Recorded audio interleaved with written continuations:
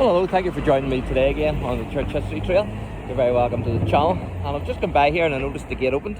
Normally the gate is locked, but it's open tonight, so we're able to get in. This is the first SHANKILL SOMME Association Garden of Reflection. And you can see it says there 1914 and also 1918. And then there is 1916. So we're going to go in and have a wee look.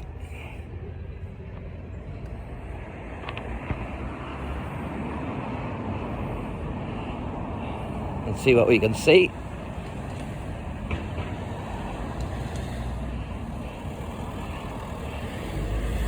So that's the Roll of Honour. That's the Queen. Then this is the unveiling of this memorial was carried out by Colonel D. Smith, 21st of 2nd, 2009. And the monument was dedicated by the Reverend Edith Query, 21st of 2nd, 2009. So you see it says First SHANKILL SOMME Association. This memorial was erected by the office bearers and members of the First SHANKILL SOMME Association. It is dedicated in solemn but glorious memory to those brave and gallant men from the Greater Shankill who served with the 36th Ulster Division and were immortalised on the fields of France and Flanders during the Great War, 1914 to 1918. So there you go. And it says there, it stands also as a tribute to the men and women of the Greater Shankill who, in the many conflicts which followed the Great War, fought with courage and defiance for crown and country and made the ultimate sacrifice. And there's James Craig. Tried to do his grave the other day, but fortunately it's like Fort Knox. You can't get into it. Up there it's on the hill in Stormont. But that's the Executive Committee for Northern Ireland, 1921. That's James Craig there in the middle.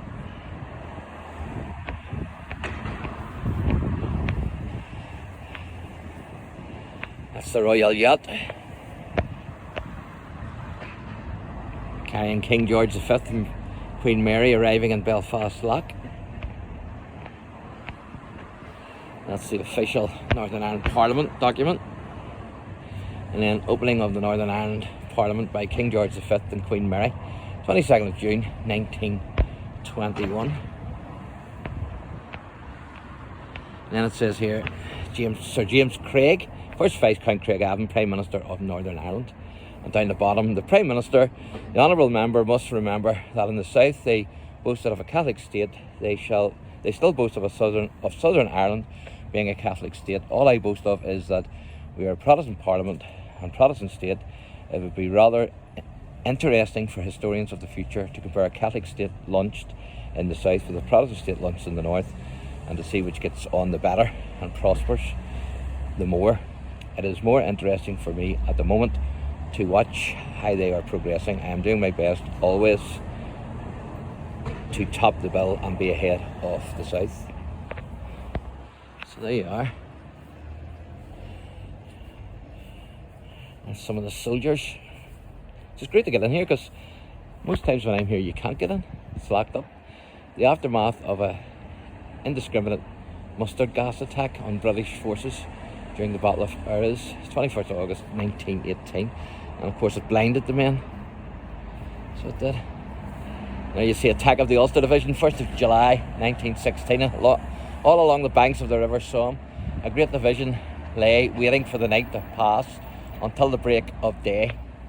The morn shone on our orange suns, amassed with bayonets, the pride of Ulster volunteers, the fighting 36th. And of course most people think that the Battle of the Somme lasted one day, but it wasn't. It was actually a campaign.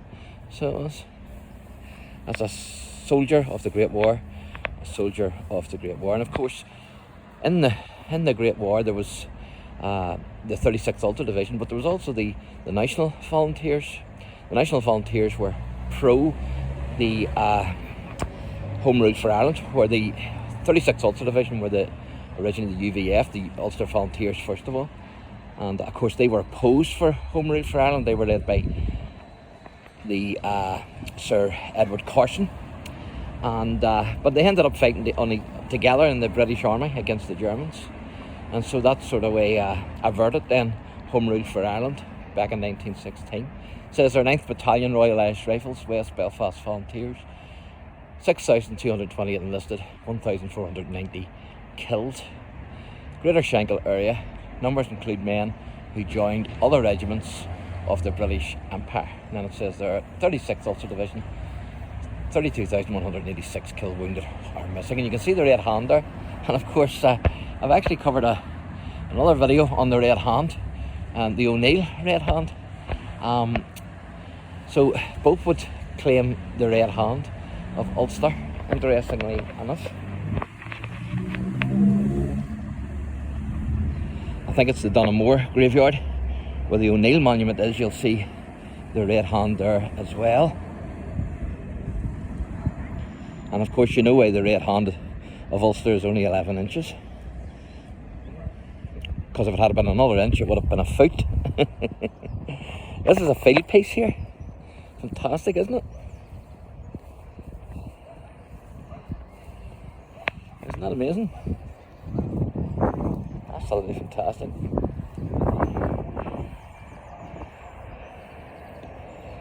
You see the Red Hand there on it.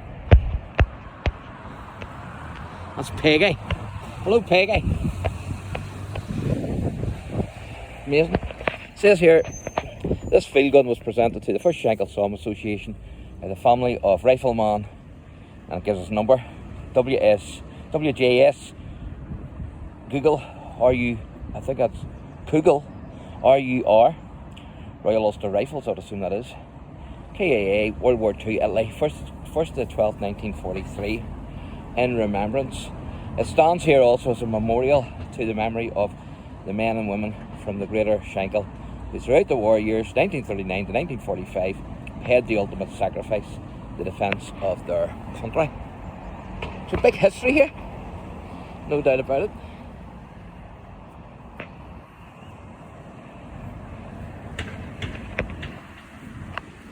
And of course that's the Shankill graveyard, and I've done a number of videos in the Shankill graveyard.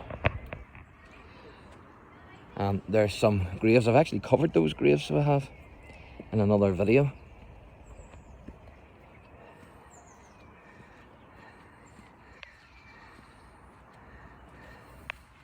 That's the war graves. And also covered a boy. He led on, he was older than what he was. He's buried in here as well, and he joined up. So there you go, folks. Wasn't that pretty cool? I thoroughly enjoyed that. So thanks for watching, and God bless.